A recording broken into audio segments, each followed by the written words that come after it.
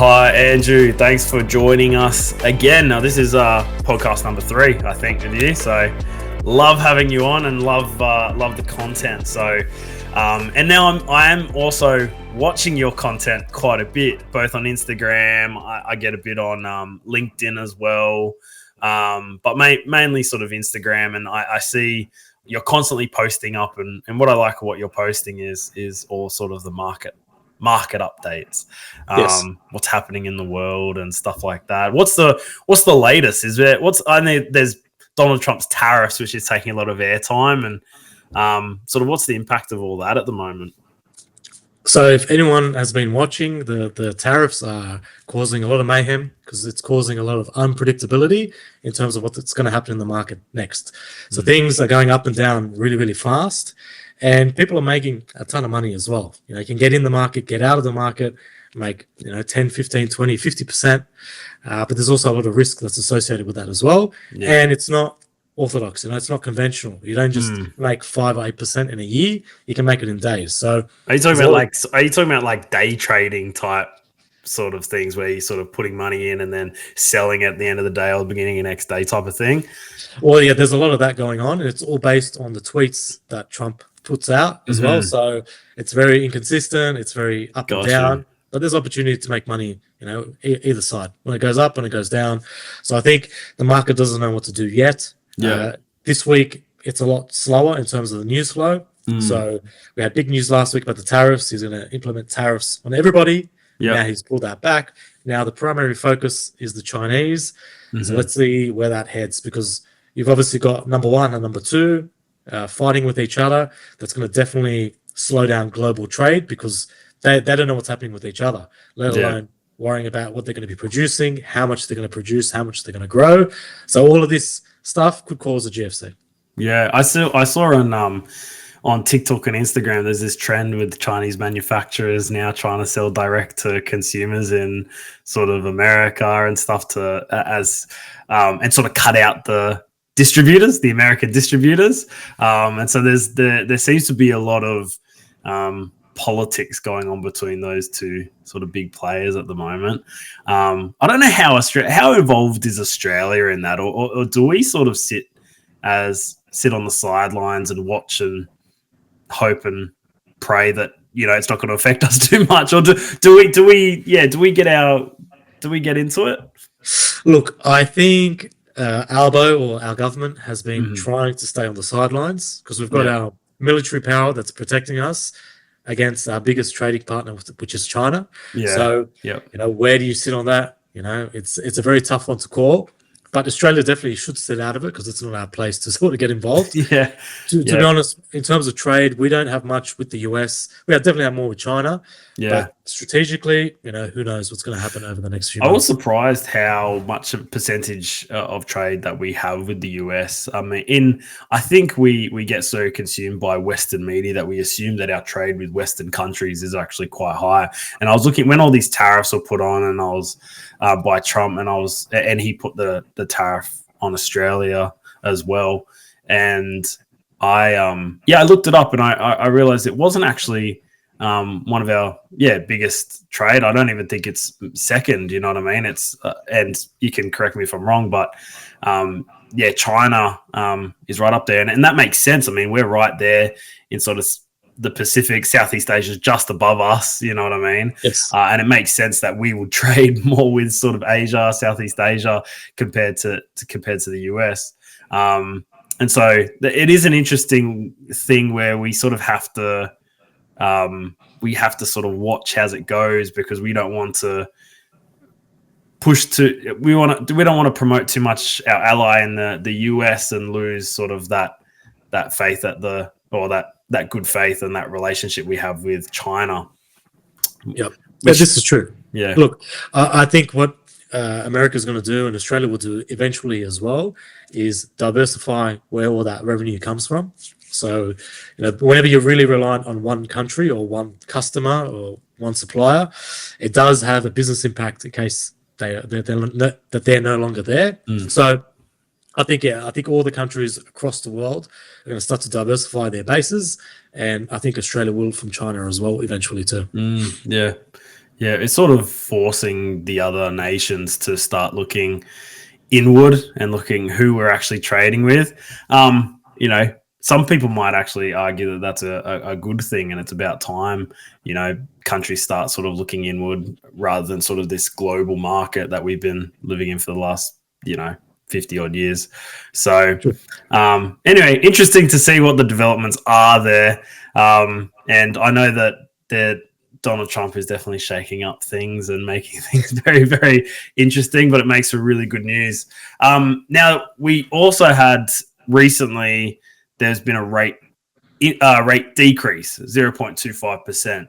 Now, I know you've always got really good thoughts about rates and decrease. I did look at the decision. I actually looked at the most recent decision as well, where they did hold rates. And it seems like inflation is still sort of the big target, which is normal for discussions in relation to tax, in relation to the cash rate. But yeah, what's your thoughts on lowering a cash rate? Whether we're going to see a few more drops this year, whether it's going to hold for a little bit longer.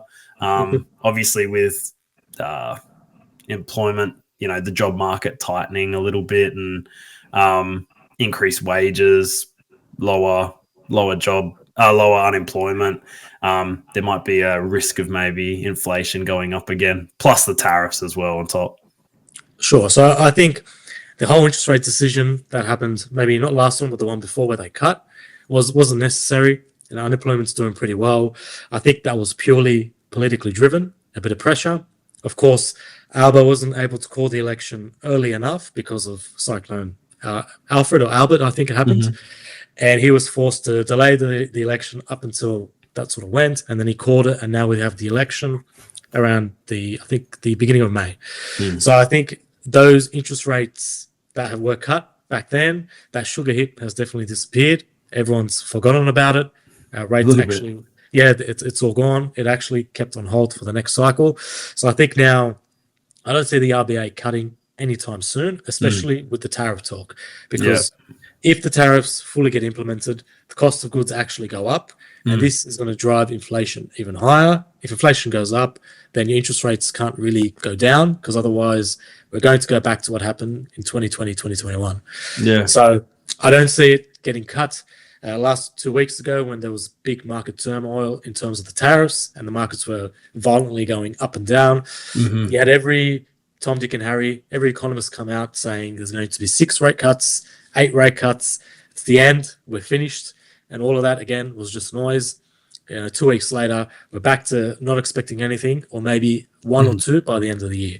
So there are a lot of moving parts, but I think as inflation continues to go down, which is primarily, or one of the primary drivers is oil. As the price of oil goes down, inflation should go down, and it will flow on across the rest of the economy. So I think the RBA will wait for that to happen and to take a sideline type of approach before using the bazooka. Because if they use the bazooka, if there is a crisis that comes from the markets or from America or from China or from whoever, they've already played their hand. They've already played their hand, and they need to keep that bazooka locked and loaded for what comes next. Yeah. Okay. Yeah, and it's true. You also don't want RBA to a cash rate that sort of fluctuates up and down, up and down, up and down with every sort of movement in the market. And I think as the public, sometimes we see things and we hear the news, and our feelings almost immediately go to, okay, it needs to be a rate cut, you know. And I do get that. A lot of my clients will sort of say, Keaton, what's your thoughts on the latest? When the next rate cut will be? Surely we're going to have a bunch, you know, because of the tariffs. And I think it's important to remember that the RBA don't necessarily have a knee-jerk reaction to these like the public does, that they have to make risk decisions and determine what's going to be the best forward. Because the last thing you want is you have 0.5% decrease 1 month. Next month, we go up by 0.25%. That's going to create drama in pricing mortgages as well as other sort of lending. And it's just going to create drama in the market. So it's better to actually have a consistent cash rate and not drop too soon when there is talks about things that could impact inflation, especially. But yeah, it's fascinating. It's fascinating. I love your updates. Your updates are great. So keep them coming. Now, just speaking of the election, I don't know if you there's a lot of promising about trying to make the property market more accessible, especially for first home buyers. And this comes out literally every election. Both governments sort of come at it to first home buyers. What's going to make home pricing more accessible, and how are we going to do that? And I think the latest was that they're looking at sort of increasing the income for the first home guarantee. They're also looking at, so there was like an income cap, and they're looking at increasing that. I don't think they've actually stated how much. And then they've talked about, and I don't know if you've heard this, and I don't know if this is a rumor, tax deductible interest on first home. Is that true? That's a Dutton policy, I believe? So there's two very different policies. Yep. One is the LMI going to be paid or fronted by the government. Yep. So LMI comes into play when the deposit is less than 20% of the value. Yep. The bank, which you're getting the money from, actually has to pay insurance, and they on charge it to you. So what Labor's saying is that's on charge, we're going to cover it. Mm-hmm. So that's what Labor's proposing. If you look at the Liberal side, they're saying we're not talking about LMI, we're talking about the deductibility of interest. We're going to allow you to claim 5 years worth of interest on your personal tax return that's related to your first home, which up to about $650,000 loan amount or something like that. I think they did have a particular cap on that. They had caps as well. So I think, two very different policies. One is more like a one-off sugar hit. One is more staged over 5 years. Yep. So it allows, I suppose, if it's staged over 5 years, they can continue to tinker with it. They can change it, whereas the one-off one will happen all at once. And it's going to actually drive a massive increase to the demand for property, which we don't need at the moment. Yeah, that was my first thought when both of them announced it. I mean, the first home guarantee, which is where the government sort of comes in as a guarantee. I don't know if it's going to function exactly the same way, but that's already existing where you don't have to pay that lender's mortgage insurance. I think the cap is 125 for individuals and 200 for couples. So increasing that is definitely going to invite a lot more. I guess the concern as well is that by increasing the income cap, you're giving this to people with higher borrowing powers, and with higher borrowing powers, they're going to come into the market, be more interested in buying their first home, and with these higher borrowing powers, they're going to put that at auctions and bring that to auctions and bid higher, and property prices go up. And then on the tax deductibility side, I've never heard of that before. I don't know is that a brand new thing? I don't think that's ever happened in Australian political history where they've made owner-occupied purchase tax deductible for a period of time. Either way, it is a concern, especially when property price is the main issue, is the root cause. And it doesn't look like they're attacking the root cause. They're just sort of creating I don't even know how to say it. They're just creating more demand, basically. More demand, yeah. They're creating more demand. So either of these policies doesn't look like it's going to address anything. If anything, it's going to actually fuel house price growth. And all they need to do is increase supply, which neither of them are doing. You've got the Labor Party who have promised the $10 billion housing fund. They haven't built a house yet in the last 3 years. So I'm not sure. Yeah, I did read that. What's sort of happening over there, like where the delays are in that policy. The Liberals have tried to do something a bit different, I suppose, because, the difference between the two policies is one of them, you're going to get the benefit up front. So it's going to have that initial demand, which is just going to skyrocket. Whereas the other one is more so staged over the next few years. Yeah. Whether either of them are right or wrong, who knows? But both of them are basically going to put upward pressure on prices, which is what we don't want. In their defense, in the defense of the coalition, they're the one who are talking about the tax deductible interest, right? Yes. In their defense, I believe that's only for new homes.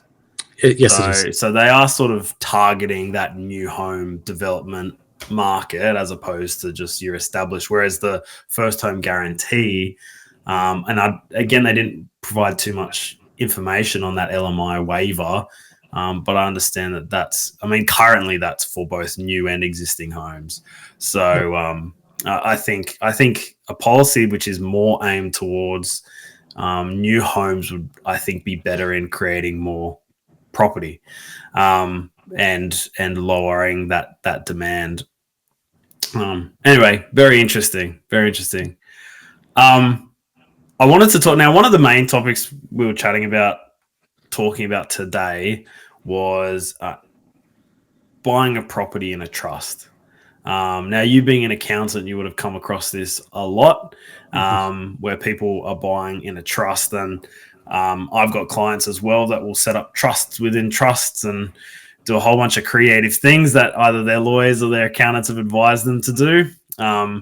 And I guess to start off with, I mean, what's the benefit of buying in a trust? Why are people interested in purchasing a property in a trust? Well, I think the first thing is it sounds better at the barbecue table.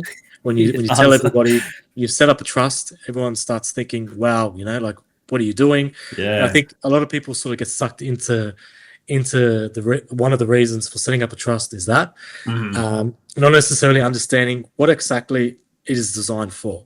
So especially if you're buying your first home, buying properties in trust may not be the right structure, but a lot of people like to buy in trust specifically to start diverting rental income to different beneficiaries within that trust. So there are definitely advantages, but it depends where you are. Because if you're buying a highly negatively geared property, making a big loss, with a trust, you can't actually distribute those losses out to individual beneficiaries, and they just sit on the balance sheet, they say, of the trust. Eventually, that property does turn positive. It does turn into a positively geared property.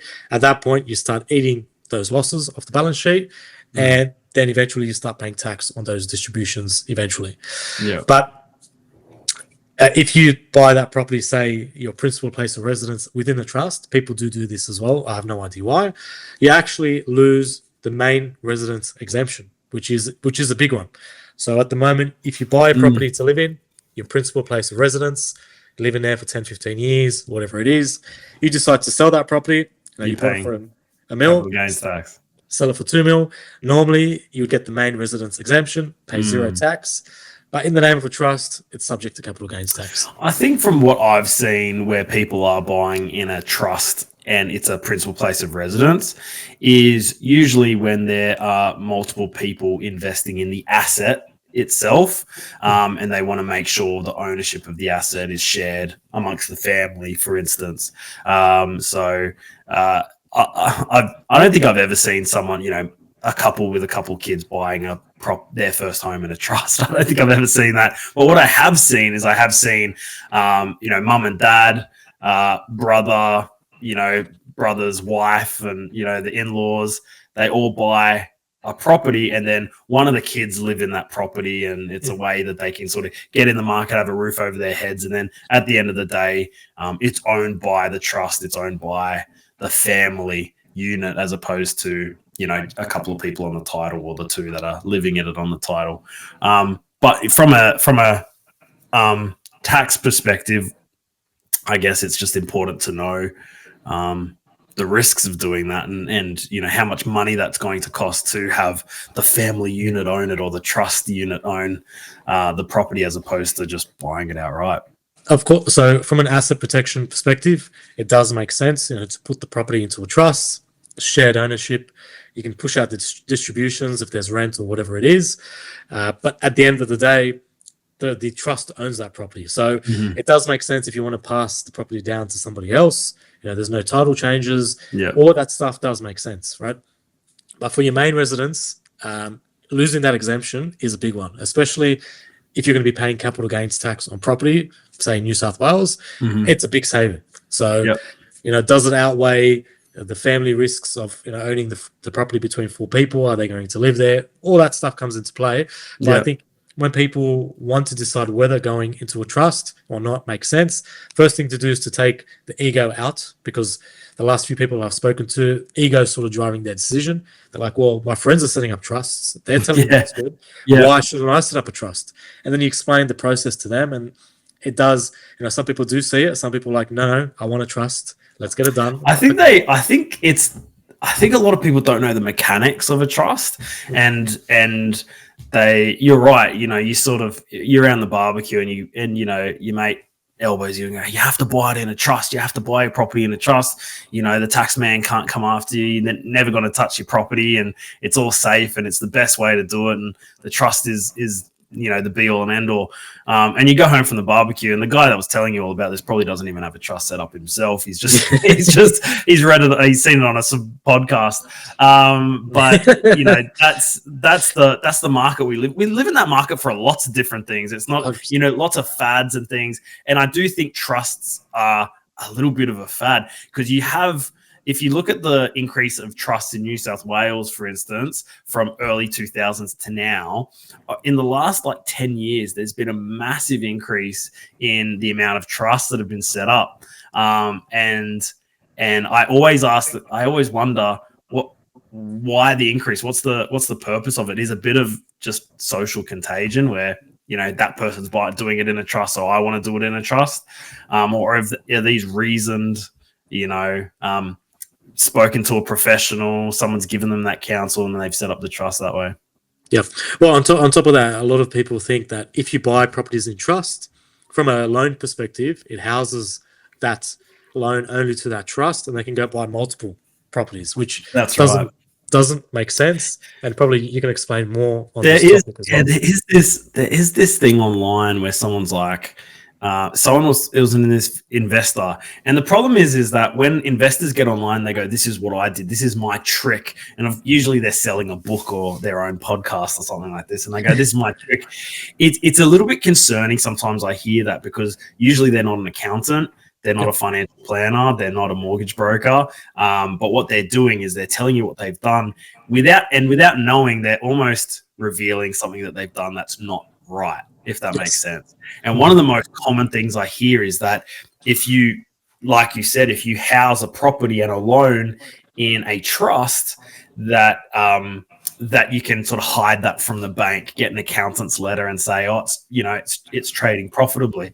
And it's really, really important for people to know that when you house a loan in a trust, number one, if you're guaranteeing that loan, it's nice to be able to get another loan from the bank, but you still have to service it. So when you have professionals like mortgage brokers trying to do your borrowing capacity and making sure that we're not putting you in a bad situation financially or putting you in financial hardship, it's important to disclose those debts to the mortgage brokers so they can work out if you can still cover that. Because the last thing you want to do is go, great, I've got all these loans, I've got all these properties, and then next thing you find you're bankrupt. You have to sell a bunch of them. Your credit score's gone to crap. And just because you've listened to some guy online say that you can house it. Secondly, is that when you get those accountants' letters that say the trust is trading profitably, it's not trading. And I think that wording, I see a lot of accountants' letters that, they get a letter from the accountant saying, oh, it's trading profitably, therefore we'll leave it. And I go, well, technically that's not a trading company. So it doesn't trade. It's not trading. Yep. And in which case the bank's policy usually requires that servicing be included, or that loan be included in your overall borrowing power. I see these guys go, chuck it in a trust and you don't have to think about it. And it's a little bit, there are a few banks that will ignore trust debt. That's for sure. There are a few policies that allow that. But there are a lot of banks that don't. So it's just something to think about. And look, if you can find an accountant to give you that letter, good luck to them. There are people out there. I get people call me all the time asking for these letters that are not even clients, and it's like, no, you're not going to get a letter from me.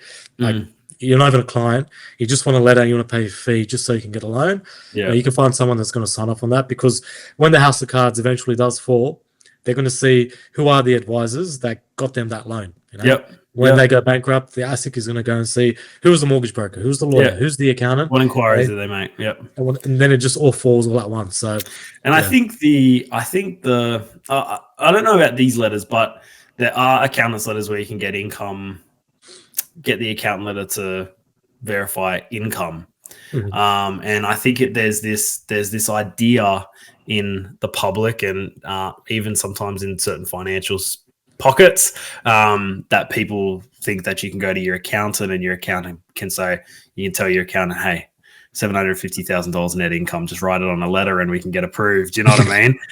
But the accountant they have to make reasonable assessment of their, based on the knowledge they have, and declare an income that's realistic and that's actually going to be something that's true. And I think that, a lot of people think that they can just go to their accountant and be like, just write us a letter because I'm self-employed. Which is another risk. But that's these things that you see online and that social contagion, for especially property investing, these property investors with all these tricks, is that you have to know that some of these are very high risk. Some of these sometimes are akin to fraud if you do it wrong and you don't get the right advice. And of course, the mortgage broker and the financial planner and the accountant are trying to work in your best interest to make sure that you're not going to be, in trouble. Buying 10 properties is a good idea, but if you can't afford it, if it's going to cripple you financially, then you just have to wait and build it. It doesn't make sense. I actually, I did a video about this maybe 2 or 3 weeks ago where somebody found my number somewhere and it was one of these companies selling these types of products. And what they said to me, they're like, and I also just played along because I wanted to see their strategy. I was like, what are you selling? Yeah. Anyway, they said to me, you got to set up a brand new company, and using that company, we can get you unlimited amounts of debt. We have accountants that will verify it. We have mortgage brokers. And I was like, okay, let's just play this out. Like, just set up a company. And I was like thinking to myself after the phone call, so it's a brand new entity that's going to have a registration date of today, for example. It's then going to go to a bank and say, give me $500,000 or $1 million because that company is trading. How does that work? Like, it's impossible. The bank are definitely going to see through the entity that was made yesterday, and they're going to verify whether you have an accountant letter, a lawyer's letter, a letter from the PM. It doesn't matter. It just doesn't make sense. And eventually those types of structures always fall apart. I think people need to understand that as professionals, we make more inquiries than they probably think we make. We look at everything. If things don't make sense, they don't make sense, and we need answers to them. Quite often, we will get to an assessment stage of a mortgage assessment, and we'll have an interview with the client, and we'll say, okay, here's our assessment based on the information we had. However, here's our list of questions that actually came up during our assessment. And we just wanted to clarify a few of these things. And sometimes clients go a little bit white in the face when we do that. And they go, sorry, I didn't disclose this. And we were advised this, or we just set it up yesterday. We were told that that's the way to do it. And, a lot of these clients are not trying to be insincere, and they're not trying to sort of skirt around things, but they've been told by somebody, whether it's again they've heard it online or whether it's a friend, and we sort of have to just coach them through and go, okay, look, we can't do that. However, we need to work through it in maybe another way, or work out another solution for you that's not going to compromise you financially or legally, and make sure that everyone's happy in the end of the day. But we definitely see that with trust lending. It's just so common. And then coincidentally, 3 days later, a buyer's agent called me, obviously from the first person or the first guy, trying to push property. I think it was based in Queensland. And I was like, firstly, how did you get my number? And he wouldn't tell me. He said, we just found it from a mailing list. And I was like, all right. And then, pushing me into property. And I was like, okay, so now I've got a company that's just been opened yesterday, that's made no money, all of a sudden can borrow money, then it's forcing, and then this guy calls me to sell a property in Queensland. It's like, it doesn't make sense to me. It's just like, like, I don't know how people are getting away with it. And like I said, when things are going well in an economy, it's all good. Yep. That's when the house of cards starts to cripple and starts to fall. That's when you see it all unravel. Yeah. So- Yep. I am also seeing a increase, and it's usually trusts as well. I'm seeing an increase in people seeking private lending, and I've seen a lot of new private lenders crop up in the Australian market, and those private lenders usually will focus on exit strategy as servicing, so they don't care about income. So technically, you can set up a company. Mm-hmm. And if you have security, whether it's an investment property in your own name or in another trust or something like that, they will lend you money, capitalize the interest, and then after 6 months, with a clear exit strategy, you could sell the property or you could develop it and sell it or whatever it is that you're planning on doing with it. Mm-hmm. They can give you this money as long as you got security. And I'm seeing a lot of interest, and I do in that space, and we advertise a little bit in that space as well. So we do get a lot of interest for people seeking private funding without knowing the huge risks. Firstly, huge interest rates and fees. They're not your standard mortgage. Secondly, it's not regulated. It's not national credit code. These are all commercial lending. And so you're not protected by the national credit code or those types of regulations. And thirdly, and what people miss because they're so keen on getting the money, I need $800,000 tomorrow. You know what I mean?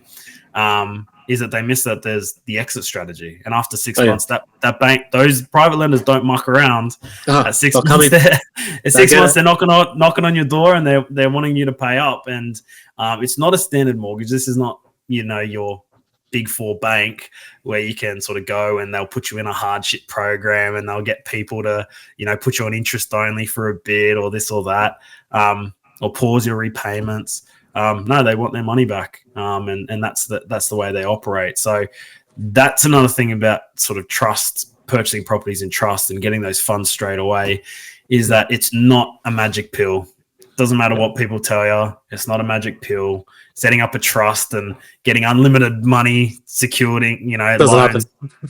There's always a catch, and it's important that you speak to the right professionals about that. So in your opinion, what is trust done right then? So we've sort of spoken about, okay, these are all the traps and, it's a bit popular. What would be an occasion where you go, no, we definitely should be looking at a trust for this property purchase? Look, I think if it's not a main residence, that's probably the first thing. If it's not a main residence, that's probably the time when you get into to purchasing property in trust. It also is determined on where you are in your life cycle as well, because if you're buying properties that are negatively geared because you have a high income, that makes sense.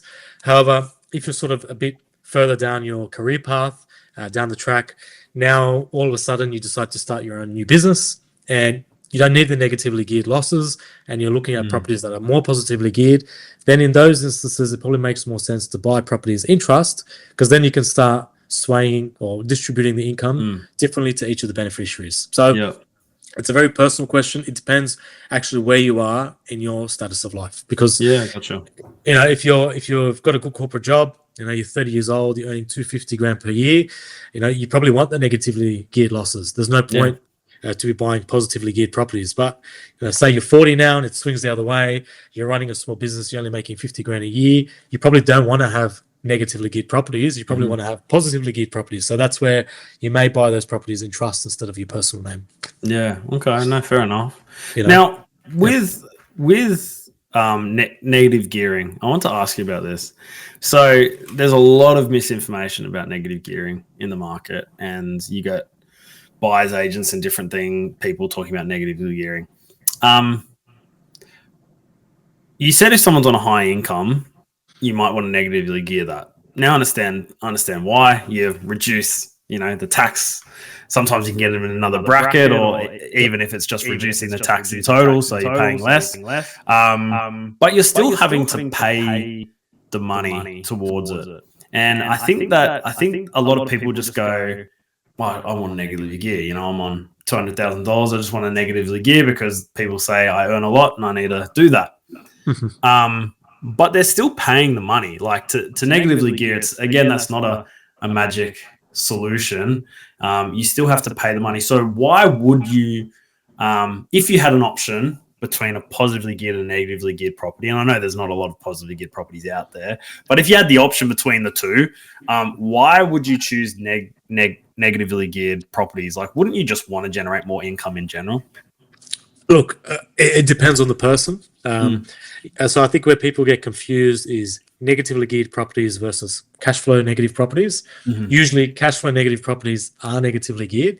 So that just basically means the difference between the expenses and the rent that comes in usually is pretty big. This is why, or there is a loss amount there, and this is why you're allowed to include those losses in your tax return to lower your taxable income. So just at a high level, a property generates 20 grand per year income. It loses 40 grand per year. It's negatively geared 20K. That 20K still has to come from somewhere. From some, at the end of the day, income salary, income source somewhere, right? Yes, for that negatively geared 20 grand, we're going to your taxable income, drop it lower. Yes, but still going to come from somewhere. So you will get a refund from the tax office for that loss. If it's applicable, but still you're going to pay for it. So I think buying negatively geared properties is dependent on where you are in your life cycle. If you're about to have kids, if you're about to get a second mortgage, anything can happen. So being too negatively geared isn't necessarily the right strategy as well.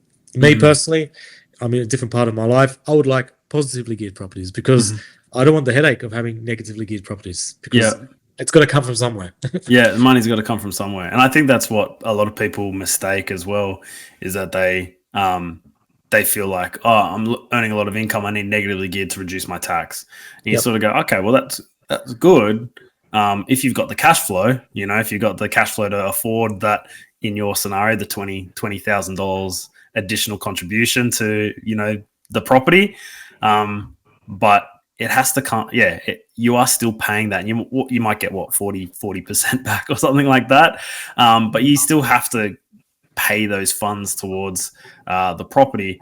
And it's just important I think for people to understand that's not, that you need to understand negative gearing before jumping into that and sort of go, I want negative gearing property. And if you assume that your income doesn't really go up or only goes up by a CPI, say in that example where someone's on 200 grand, you can probably only buy 2 or 3 negatively geared properties anyway, because at some point the banks are going to assess it and go, you haven't got serviceability. And that's where you get stuck. And that's where a lot of people will get stuck because they're like, well, I want to buy 10 properties, 15 properties, 20 properties, not realizing that after property 2 or 3, the bank is going to go, hey, you've got too much debt and you just got to wait. Yeah, absolutely. And to be honest, if I wanted to just sidestep back to trusts as well, is that when banks actually do their serviceability too, they don't apply negative gearing to trusts, where they will apply negative gearing to investing in your personal name.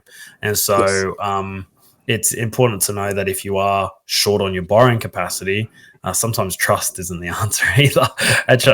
Purchasing in a trust if you're wanting to get that next property. And the other thing with trust as well, so everyone's subject to the land tax threshold. So your main residence exemption, your main residence is not subject to land tax. However, your investment properties are. The land tax free threshold, which is about $1 million, and this is based on land value only. So say you own a property somewhere and that's $500,000 worth of land value. Because of the land tax free threshold, there's no land tax on it. But say you own 2 properties, you start breaching that threshold, you start paying land tax. Of course, if it's in your personal name, and we're starting to get complex now, if it's in your personal name, you don't have to pay land tax on the first $1 million or so. Whereas in a trust, you're going to start paying from the first dollar. So in New South Wales. In New South Wales, and a lot of the states are very similar as well. Very similar. But you got to just determine that into your cash flow, because if you're going to be paying land tax straight away, and this is for the life of the ownership of that property. And that's not, to avoid confusion, that's not council rates, and that's not, your water bill or water rates or anything like that. That's its own separate tax, which a lot of people probably never even experience because they're usually not above that threshold. And so sometimes it comes as a bit of surprise when you all of a sudden your accountant says, "Oh, by the way, you're paying land tax on this." Exactly. And then it's very similar to the serviceability cap as well. I find it, generally speaking, it's after property three, two or three in a particular state, because each state has its own land tax free threshold. Mm-hmm. So when you hit about 3 or 4, then you start paying land tax, which comes through every single year, and you just got to pay it. It's just another bill. It's just another bill you have to, yeah. Now, you mentioned that different states have different land tax thresholds and different things. So does that mean that a savvy investor would once they sort of cap one state, they'll buy in another state, and then once they cap that state, they'll buy in another state? Do you see a lot of that, where people are trying to avoid land tax by just diversifying in the state by state? Look, I do see it, definitely, but again, those are people that are buying in their personal names. Because if they buy in trust or they buy in company, they pay land tax straight away. So it's all about weighing. It's all about weighing. But yeah, I've seen investors do that. They'll buy a couple in Queensland, a couple in Melbourne, a couple in Sydney, and they just sort of go around the country. But at some point, it's going to cap out as well. Yeah, it'll finish. Yeah. But at that point, hopefully you got a few under your belt. But if the numbers work, I think that's the thing. That's the thing about all these taxes and capital gains and trusts and negative gearing, non-negative gearing, is that if the numbers work, if you can put that in a spreadsheet, that's realistic, not a made-up spreadsheet that's going to say it's going to grow 20% in the first 6 months. If you have a realistic spreadsheet that's conservative in some areas, then and the numbers are making sense, and that fits your cash flow and that fits your goals for investing, then it makes sense. You don't have to go, oh, I'm trying to avoid land tax, and if I buy this property, I'm going to have land tax, therefore I will avoid it.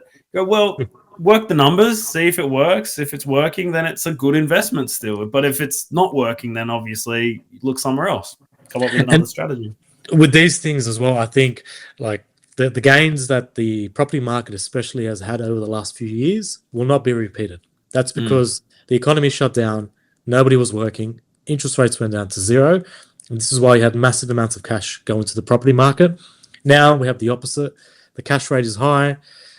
Properties are not going to grow. Like, I see ads all the time where it's like 80% growth in 1 year. And it's like, okay, that may have happened in 2020, 2021, but COVID also happened. Nobody was working. The world was a different place, So I think give me 1 second. Give me 1 second. Hey, come in. Go downstairs, please. Close the door. Go downstairs. Quick.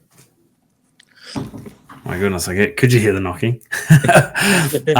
Sorry, go on. What were you saying? So if you're buying properties on the hope, and this is where a lot of people are trying to sell it, it's like, well, if I buy this property today, in a year's time, it's going to be worth 15% more. I'm going to have instant equity the day that I buy it. Those are the type of strategies you probably want to avoid, because they're the ones that are not sustainable. Yeah, no, absolutely. And look, that's another thing too, is that there's not a one size fits all when it comes to, we started this conversation talking about, trusts, but it really goes into anything. There's not a one size fits all. And my eyes roll when I see these podcasts from, in property investors who are talking about particular strategies that they used. Even the good ones, like, you sort of go, that's great. And there's some really good advice, and you can learn a lot from that. But it's not necessarily something that you personally can replicate, straight away. If they bought an investment property in the Gold Coast, and then they bought their next investment property in a trust, and they bought that up in Townsville, then they bought something in Newcastle. If you went and did the exact same thing, property in Gold Coast, and you did that now because that's what someone else did, you're not guaranteed the same success as that first person. You might be on a different income. The property you're buying is different. The markets are now different to when they did it 5 years ago. You know what I mean? And I think that's, people just get so, how can I make money? How can I invest? I'll just copy what these people did, without actually seeing, and props to some of these guys, without actually seeing the education that these guys are trying to give them, they sort of just go, I'll copy it. And that's when we go back to the barbecue where people sort of say, hey, you got to invest in a trust, you got to do that. And it's not for everyone. Now with the amount of time we have left, I really just wanted to chat about trust with you and stuff like that. And we spoke a little bit about the market. But now I wanted to ask you, because you also do business consultation as well. Yep. Explain. I wanted to know that part of the business, and I think the podcast is probably a good time to go through it as well. So, what do you do, and why is that important for businesses? So in my previous life, I used to work for large corporates, and one of the big things that I am really, I suppose you could say, passionate about is business process. So I think where a lot of businesses fall short is they'll try and do things the most complex way, and that generally slows down the process. It becomes more expensive because there's more resources, more staff, and the rest of it. So whenever you're selling anything, like from a business perspective, it always makes sense to look how your process is and trying to eliminate waste. Because if you can get it done quicker and faster and cheaper, you'll always usually win at the end of it with the client, because then you can just focus on service and quality rather than focusing on 10 different tasks to actually get to that point. So so that's one of the things I do. I love looking at businesses and telling them, look, this is what you can do to increase profitability. You can focus on your expenses here, and maybe try to buy back a bit of your time as well, because I think a lot of people, especially in business, or even if you're not in business, you're working in corporate or whatever you're doing, the biggest thing that we have is time, and people need to start buying back their time. So whether that is, outsourcing your low value tasks, whether that is hiring a cleaner so you don't have to clean the house, whatever it is, you need to buy back your time so you can spend the time with your family and with whatever you want to do more enjoyably, to be honest. I do feel like there needs to be more accountants like that. Too many times people are using accountants to do their tax returns. And that's it. Do my tax return at the end of the year, and we forget that these accountants are actually reviewing all your financials year in, year out. They see your growth and they see different things. But that's not to say that every accountant does what you do, and I don't think they do. I think that a lot of accountants will just do your tax return and will just process different things. But as a business owner, it's invaluable to have someone who's going to sort of come and say, hey, this is what you can do better, and combine that with just the accounting side as well. Not so you can do both. Now, do you need a particular license to do that, or does that fall under the accountant banner in general? It usually comes under the accountant banner, but it's more experience. I deal with a lot of small businesses, a lot of big businesses as well. Worked for a lot of big businesses as well. So it's a mix of both, And, I try and show the value to clients. Meeting once a quarter with your accountant is definitely the way to go. If you're just getting them to do your tax return, they're not going to offer you any value. You're not going to see anything. There's no strategies there to increase productivity, increase profitability, increase your time. Nothing is there, because usually you go to the accountant after the financial year finishes, and by then it's too late. You said that to me. You said that to me too. So but it works because most businesses are doing their BAS quarterly, right? Exactly. And so you can sort of cover all that. You can kill two birds with one stone type of thing. They help you with their tax, and so it's almost like it's not an extra service. It's something that's exactly you're already paying for. When you get a relationship with whichever accountant you have, and you become familiar with them, whenever anything comes up, you have a point of call. You have someone to ask. Someone to ask a question to, who's available as well, and that's invaluable too to me. When I need something done, I don't want to wait until the end of the financial year, which is 8 months away. I want to know now. So if you have a good relationship with your accountant or your professional team, at least you can tick off these things throughout the year rather than waiting. I should have, would have, could have. Yeah. Now, to finish off, I will ask you this, because you're pretty good at this. How many rate drops are we seeing this year? You hear it here first from Andrew Romano. How many rate drops? If there is no GFC, I think there's going to be only one or two. Yeah. Okay. if there's a no GFC like event. If there is a GFC, I think the floodgates are going to open. We're back to 1% interest rates. Maybe not 1%, but I think like 2% or something. I think definitely possible, Okay. depending what happens in the world market. Yeah, and is there anything that is pre-GFC that you see at the moment? There's all the tariffs and stuff like that, but is there anything that you're seeing that could snowball into a GFC? Look, I think the tariffs are going to be the start of it. I think tariffs are the distraction. I think there's more to the market going on out there than the tariffs. The GFC didn't just they weren't talking about it for months and years, and it happened. It was just Bear Stearns just collapsed. It was just a quick thing, and that just started the next phase of the process. So I think this is the same thing that will happen here.